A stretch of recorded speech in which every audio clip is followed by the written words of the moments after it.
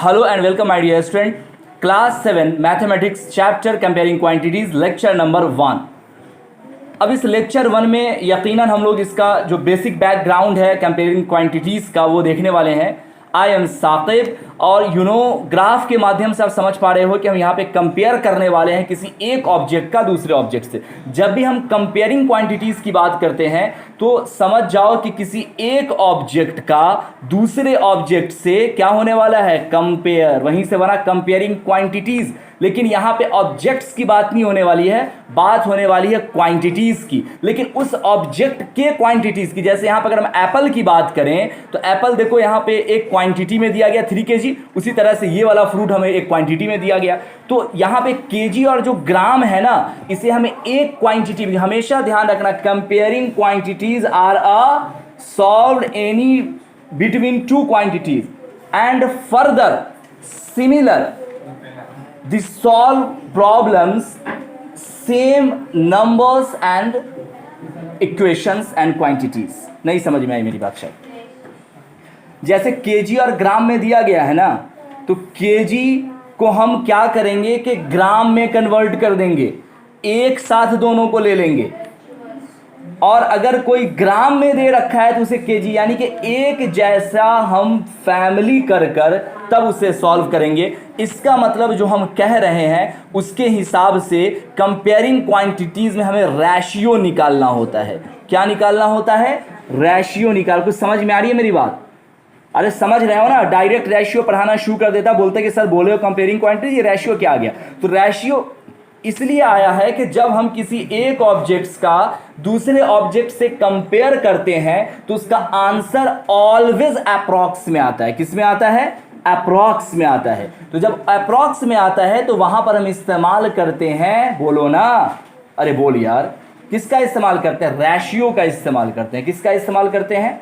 Ratio का इस्तेमाल करते हैं। तो इसका मतलब ये हुआ कि आज जो हम लोग पढ़ने वाले हैं वो बेसिकली रेशियो के बारे में, और ऐसा ही होने वाला है। तो आइए करते हैं शुरू। सबसे पहले आपको मैं इंट्रोड्यूस करवा दूं कंपेयरिंग क्वांटिटीज से। हमेशा ध्यान रखना, comparing quantities that is a ratio between, उसके मध्य में, उसके बीच में छुपा हुआ है क्या?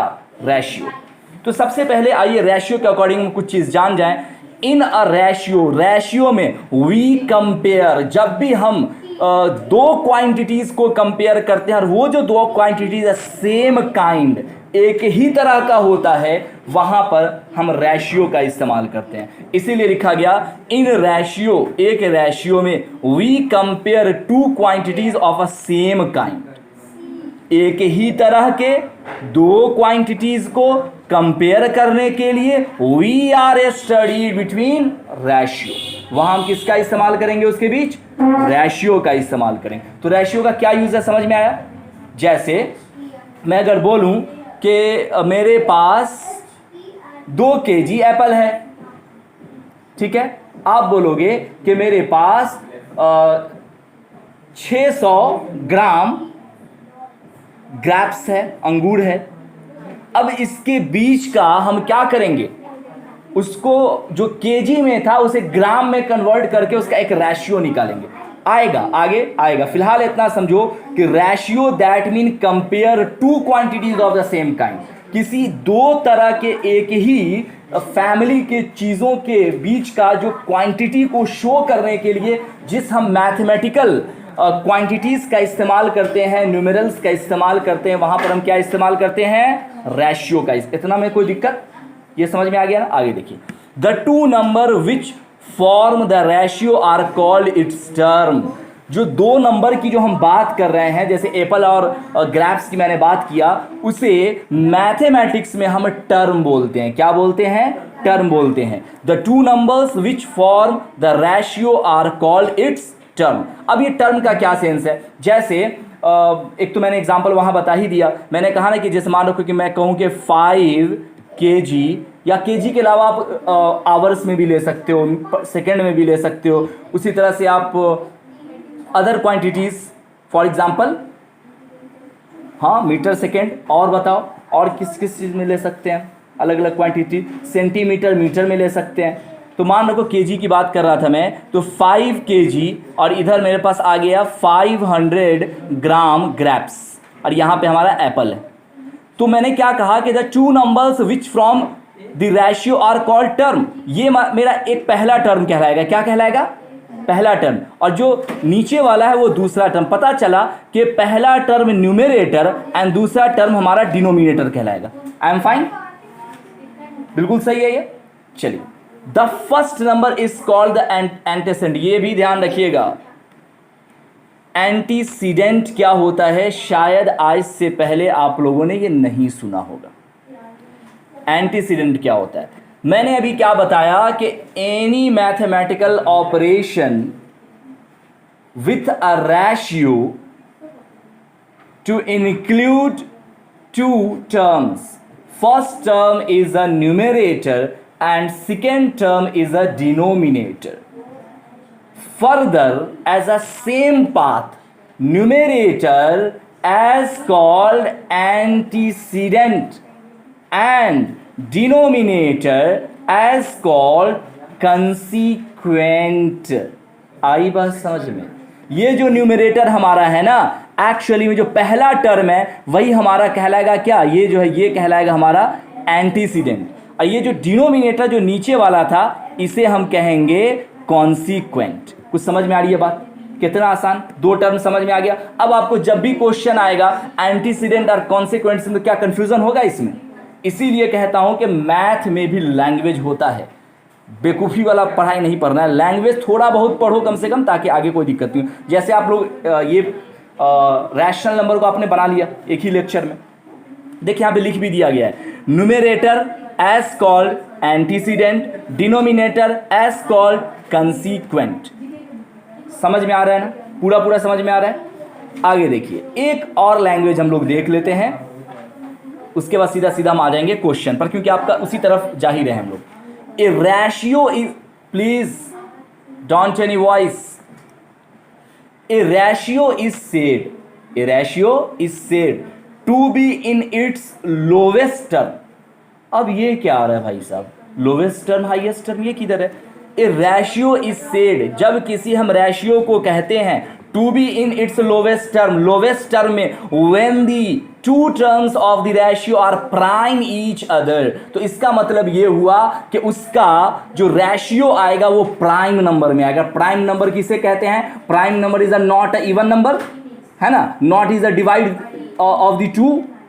For example 1 SCF is a 1, any operation solve, further 10 upon 5 and 5 1 is 5 and 10 5 2 is a 10, the answer is a 2 by 1. 2 by 1 is a not any SCF except 1, सिर्फ SCF 1 को छोड़ के इसके कोई और SCF नहीं आने वाला है। तो कहा यह जा रहा है कि कोई रेशियो, ध्यान रखिए बहुत इंपॉर्टेंट है, ये आपका हर क्वेश्चन में इस्तेमाल होगा। कोई भी रेशियो जब हम निकालते हैं मैथमेटिकल ऑपरेशन के द्वारा रेशियो, तो वो रेशियो हमेशा प्राइम नंबर में आता है, और prime number that is a include SCF is equal to 1। आ रही है बात समझ में? नहीं समझ में आ रहा है पूरी तरह से? अब चलिए इसको प्रूव करके देखते हैं, ठीक है जी। तो जैसा कि मैंने बताया कि SCF जो उसका 1 आना है, दैट मीन प्राइम नंबर में वो आएगा।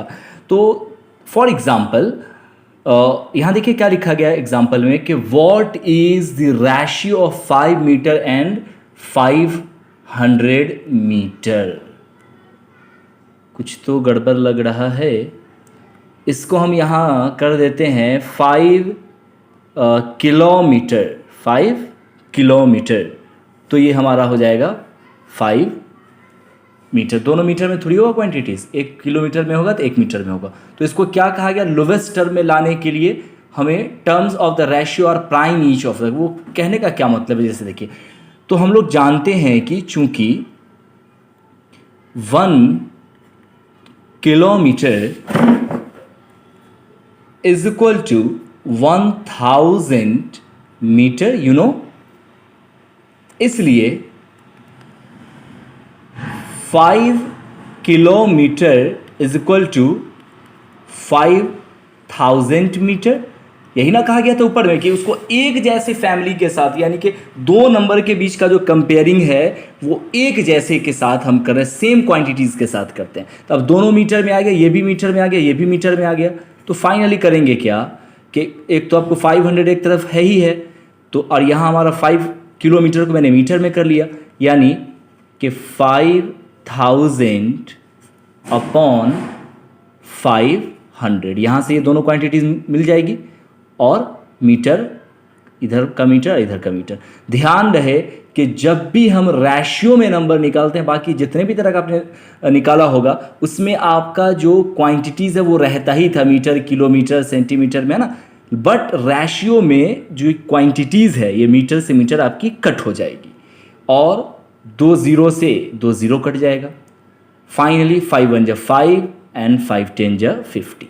तो हमारे पास क्या आया, हमारे पास आया 10 अपॉन 1, और इसी को हम रैशियो में लिख सकते हैं 10 रैशियो, यानी कि इज टू 1। ये जो साइन हमारा है ये इज टू कहलाता है। क्या कहलाता है? Is to. ये जो 2 पॉइंट है इज टू कहलाता है।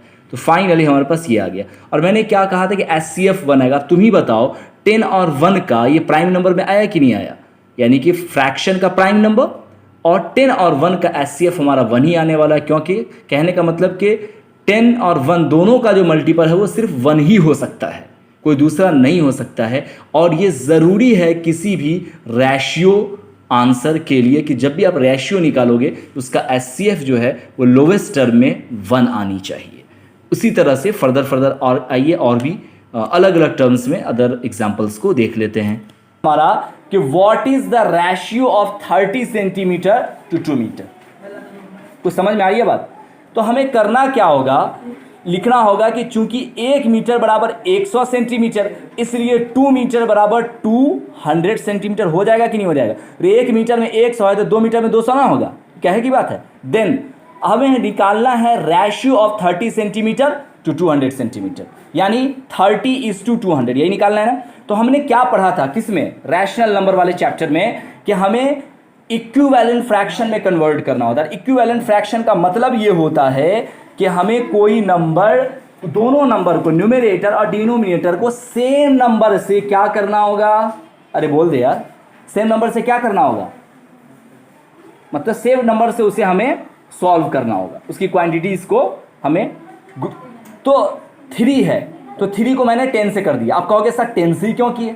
इसका वजह है 10 को 10 से मल्टीप्लाई करते तो कितना आता है, 100 आता है, और हमने यहाँ पे 100, 1 मीटर बराबर 100 सेंटीमीटर होता है, तो 10 से दोनों को कर दिया। अब यहाँ देखो फाइनली मैंने लिखा है 3:20। अब ये 3:20 कैसे आ गया देखिएगा, इस 10 से ये 10 कट जाएगा, एक 0 से एक 0 कट। अब ये हमारे पास आ गया ना 3:20, इतना आ गया कि नहीं आ गया? आ गया ना भाई। अरे भाई इसी को ना लिखेंगे 3/20, और 3/20 को इतना तो लिख ही सकते हैं, कितना आसान। अब यहां पर भी देखो 3/20 का HCF कितना आने वाला है, ये प्राइम नंबर में ही आएगा, 1 ही रहेगा ना, कटेगा तो किसी से नहीं।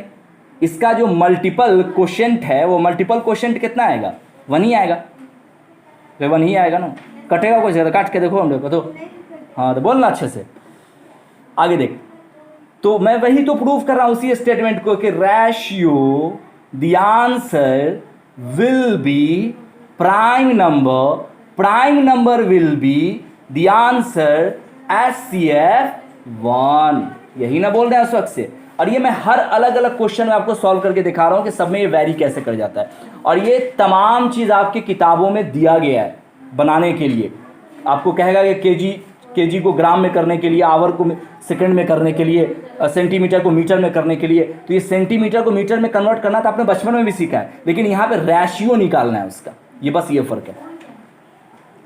What is the ratio of 3 kg to 600? अब यहाँ देखिएगा, चूंकि 1 kg बराबर होता है 1000 ग्राम, तो 3 kg यहाँ पे दिया गया है। 3 kg को मैं क्या करूँगा, ग्राम में कन्वर्ट कर लूँगा, है कि नहीं? क्या पढ़े हो शुरू में, थ्योरी बताए थे ना कि रेशियो निकालने के लिए एक ही फैमिली का होना जरूरी है। तो केजी है तो केजी को ग्राम में करेंगे तब ना एक फैमिली का होगा।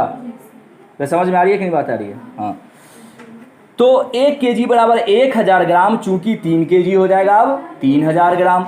Now convert the equivalent fraction. अब यहां पे हम क्या दिया गया था 600 ग्राम, तो 600 से 600 दोनों में डिवाइड कर देंगे इक्विवेलेंट बनाने के लिए। 600 से 600 कट जाएगा, 2 0 से 2 0 कैंसिल हो जाएगा और फाइनली हमारे पास आ जाएगा कितना 6 1 जा 6 और 6 5 जा 30।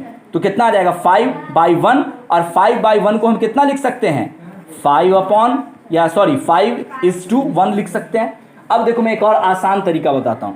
आप इतना न करके जैसे मैंने बताया कि 1 kg इज इक्वल टू 1000 ग्राम, तो 3 kg बराबर 3000 ग्राम। तो इस सीधे क्या करना कि 3000 से 600 जो हमारा दोनों ग्राम में आ चुका है, तो जहां ग्राम में आया उसे न्यूमेरेटर और